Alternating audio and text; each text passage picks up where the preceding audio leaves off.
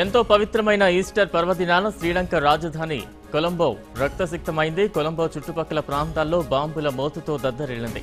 Easter పండుగ రోజున చర్చిలకు వచ్చే వారిని లక్ష్యంగా చేసుకుని ఉగ్రవాదులు వరుస పేలుళ్లకు పాల్పడ్డారు.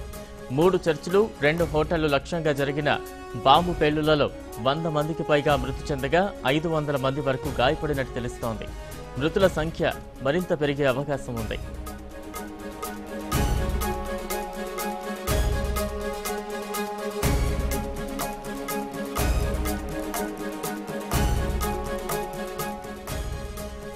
కొలంబోలో కొచ్చికాడోలోని సెయింట్ ఆంథోనీ చర్చ్, కతువాపి తియాలోని కటానా చర్చిలో బాంబు పేలుళ్లు జరిగాయి. షాంగ్రిలా హోటల్, కింగ్స్బరీ హోటల్లో కూడా బాంబు పేలుళ్లు సంభవించాయి. ఈ ఘటనలో ఆయా చర్చిలు, హోటళ్లు పూర్తిగా ధ్వంసమయ్యాయి. పేలుళ్లు జరిగిన చోట్ల మృతదేహాలు చెల్లాచెదురుగా పడి ఉన్నాయి. క్షతగాత్రులను చికిత్స నిమిత్తం ఆసుపత్రులకు తరలిస్తున్నారు. బాధితుల్లో విదేశీయులు కూడా ఉన్నట్టు తెలుస్తోంది.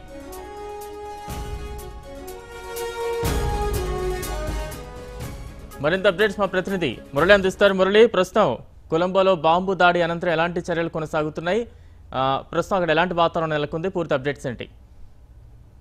బలరాం అయితే ప్రధానంగా తీసుకోవచ్చు, కొలంబోని టార్గెట్ గా చేసుకుని, శ్రీలంక రాజధాని కొలంబోని టార్గెట్ చేసుకుని ఉగ్రవాదులు చేసినటువంటి దాడుల్లో దాదాపుగా కూడా ఇప్పటి వరకు 160 మంది మృతి చెందినట్లుగా సమాచారం వస్తుంది. ఏదైతే ఉదయం 50 మందితో ప్రారంభమైనటువంటి ఈ పరిస్థితి దాదాపుగా కూడా భారీ మొత్తంలో కొనసాగుతుంది. ఇప్పటి వరకు 160 మంది మృతి చెందినట్లుగా సమాచారం వస్తున్నటువంటి పరిస్థితి కనిపిస్తుంది. దాదాపుగా కూడా ఉదయం 8:45 చర్చిలు, అదేవిధంగా హోటళ్లని టార్గెట్ గా చేస్తున్నటువంటి ఉగ్రవాదులు 3-4 చోట్ల కూడా బాంబు పేలుల్ని చేసినటువంటి పరిస్థితి. ప్రధానంగా బాంబుల మోతతో కొలంబో చుట్టుపక్కల ప్రాంతాలన్నీ దద్దరిల్లాయని చెప్పుకోవచ్చు. ఈస్టర్ పర్వదినాన్ని పురస్కరించుకొని చర్చిలకు వచ్చే వాళ్ళని లక్ష్యంగా చేసుకుని ఉగ్రవాదులు వరుస పేలుళ్లకు పాల్పడ్డారు. 3 చర్చిలతో పాటు 2 హోటళ్లు లక్ష్యంగా జరిగినటువంటి బాంబు పేలుళ్లలో మొదట 20 మంది మృతి చెందినట్లుగా సమాచారం వచ్చినప్పటికీ ఇప్పటి వరకు 160 మంది మృతుల సంఖ్య భారీగా కూడా పెరుగుతుందని చెప్పుకోవచ్చు. 500 మందికి పైగా కూడా తీవ్ర గాయాలు పాలయ్యారు. వీరందరినీ కూడా స్థానికులతో పాటు అక్కడ ఉన్నటువంటి పోలీసు సిబ్బంది, ఇతరులు కూడా పూర్తిగా వీరికి క్షతగాత్రులను స్థానిక ఆసుపత్రికి కూడా తరలిస్తున్నటువంటి పరిస్థితి కనిపిస్తుంది. మృతుల సంఖ్య ఇంకా కూడా పెరిగే అవకాశం కూడా కనిపిస్తుంది చెప్పుకోవచ్చు. కొలంబోలోని కోచ్ చికాడోలోని సెయింట్ ఆంథోనీ చర్చి, కుతువాబియాలోని కటానా చర్చ్ లో ఈ బాంబు పేలుళ్లు జరిగాయి. దీంతో పాటు షాంగ్రిలా హోటల్, కింగ్స్బరీ హోటల్లో కూడా బాంబు పేలుళ్లు జరిగినట్లుగా సమాచారం వస్తుంది.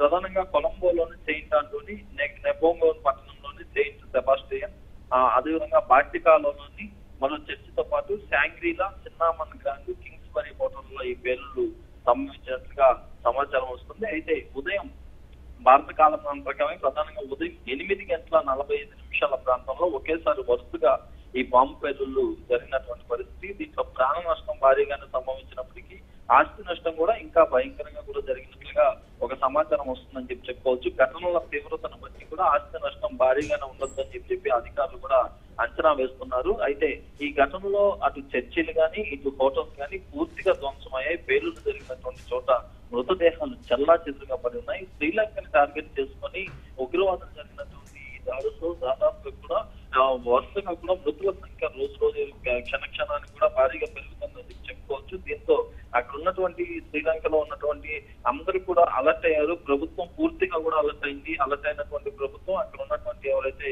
ప్రధాని రనిల్ విక్రమసింఘే ఆధ్వర్యంలో అత్యవసర సమావేశం కూడా నిర్వహిస్తున్నటువంటి పరిస్థితి కనిపిస్తుంది. ఘటనకు సంబంధించి బాధ్యులు ఎవరైనా ఉగ్రవాద సంస్థ మేమే ఈ ఘటనకి బాధ్యత వహిస్తున్నామని చెప్పి ఎవరన్నా ప్రకటిస్తున్నారా, లేకుంటే అసలు ఏం జరిగింది, ఉగ్రవాదులు ఎందుకు టార్గెట్ చేశారనే కోణంలో కూడా ఇటు ప్రధాని రనిల్ విక్రమసింఘే అత్యవసర సమావేశం కూడా ఏర్పాటు చేశారు. దీంతో పాటుగా ప్రతిపక్షంలో ఉన్నటువంటి ప్రతిపక్ష నేతలు అక్కడ ఉన్నటువంటి మొత్తం కూడా యావత్ శ్రీలంక దేశం మొత్తం కూడా ఈ ఘటనను తీవ్ర స్థాయిలో ఖండించింది. దీంతో పాటు ఇటు భారతదేశంలో ఉన్నటువంటి మన భారతీయులు కూడా తీవ్రంగా ఖండిస్తున్నారు. మరోవైపు విదేశాంగ మంత్రి సుష్మా స్వరాజ్ కూడా దీనిపైన స్పందించారు. ఈ ఘటనపై శ్రీలంకలో ఉన్నటువంటి భారత హై కమిషనర్ తో కూడా మాట్లాడినట్లుగా ఆమె స్పష్టం చేశారు. ఎప్పటికప్పుడు అక్కడ పరిస్థితులపైన కూడా ఆరా తీస్తున్నట్లుగా సమాచారం వస్తుంది. మరోవైపు శ్రీలంకలో ఉన్నటువంటి భారత రాయబార కార్యాలయంలో ప్రత్యేకంగా కూడా ఒక హెల్ప్ లైన్ సెంటర్లను కూడా ఏర్పాటు చేశారు.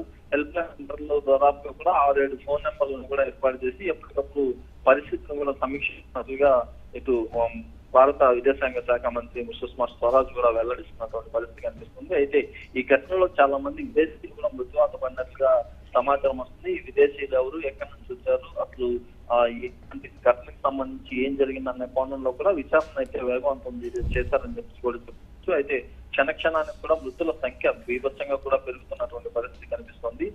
ప్రధానంగా తీసుకోవచ్చు గుడ్ ఫ్రైడే, శుక్రవారం రోజు జరిగినటువంటి గుడ్ ఫ్రైడే తర్వాత 2 రోజుల తర్వాత ఈస్టర్ పర్వదినం అనేది వేడుకగా నిర్వహించుకోవడం ఆనవాయితీగా వస్తుంది. ఈ క్రమంలో శ్రీలంకలోని శ్రీలంక రాజధాని అనేటువంటి ఏదైతే కొలంబో పట్టణంలో ఉన్నటువంటి దాదాపుగా కూడా 3 చర్చిలతో టార్గెట్ చేస్తున్నారు. దాదాపుగా కూడా మామూలు రోజుల్లో వచ్చేటటువంటి భక్తుల కంటే కూడా ఎక్కువ పెద్ద సంఖ్యలో జనాలు కూడా రావడం ఒక ఆనవాయితీ కావడం, చర్చిని టార్గెట్ చేసుకున్న ఉగ్రవాదులు దాడులు ముమ్మరంగా చేశారు. ఈ దాడుల్లో ఒక్కసారిగా అక్కడ ఎవరైతే చనిపోయారో వీళ్ళంతా మృతదేహాలు చల్లాచెదురుగా పడి ఉండడంతో చూసేందుకు కూడా చాలా ఇబ్బందికర వాతావరణం అయితే కనిపిస్తుంది చెప్పుకోవచ్చు. అయితే దీనిపైన మాత్రం ఇప్పటికే శ్రీలంక ప్రభుత్వం కూడా స్పందించారు. ఎవరు ఈ ఘటనకి కారకులు ఎవరు అనే దాని మీద కూడా పూర్తి విచారణ కూడా వేగవంతం చేస్తున్నట్లుగా వెల్లడిస్తున్నారు.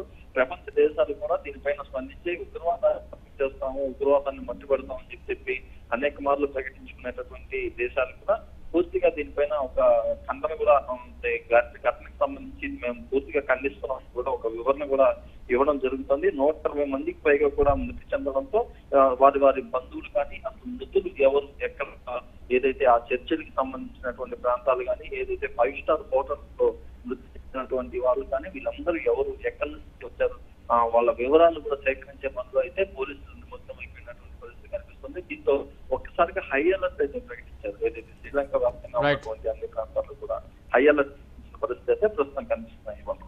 Right, thank you Murali.